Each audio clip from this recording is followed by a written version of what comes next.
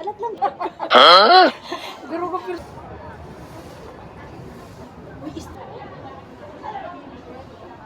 Hiling ka man. Dapat rani kita.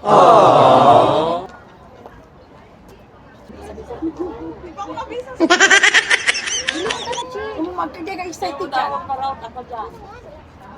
Ano? Dali. Sige, alat na.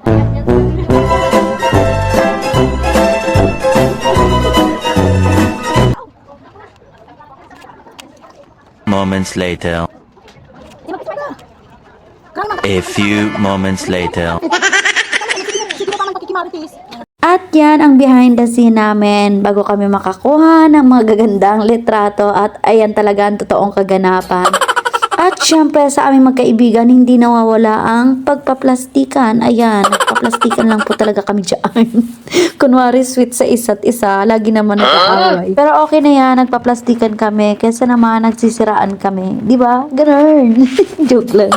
Ganito na nga lang ang nagiging banding namin pag nakikita kami pag Sunday at umaga na nga lang kami nagkikita at nagkakasama or nagkaka-jamming. Dito na lang din sa church namin. Kasi tuwing Sunday, kahit na rest day namin or holiday namin or day off namin ay rumaraket kami pareho, di ba? Mga raketerang ina kami, charis.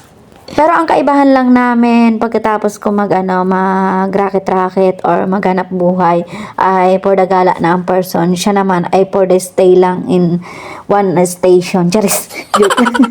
So ayan, supportahan kami to each other, kunwari-kunwarian, 'di ba? Tapos ganyan siya, ang ganda-ganda ng dress niya, tapos ganyan siya kaligalig kung kuhaan ng video. At syempre, mamimiss ko to si Rich Ninay. Ayan, 'di ba? Kasi kami, ano ba to? Anong tawag? Hindi ko maisip kung anong sasabihin ko.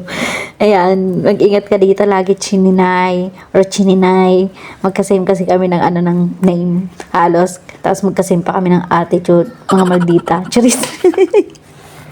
Ay, siya lang pala. Thank you so much, Urchi.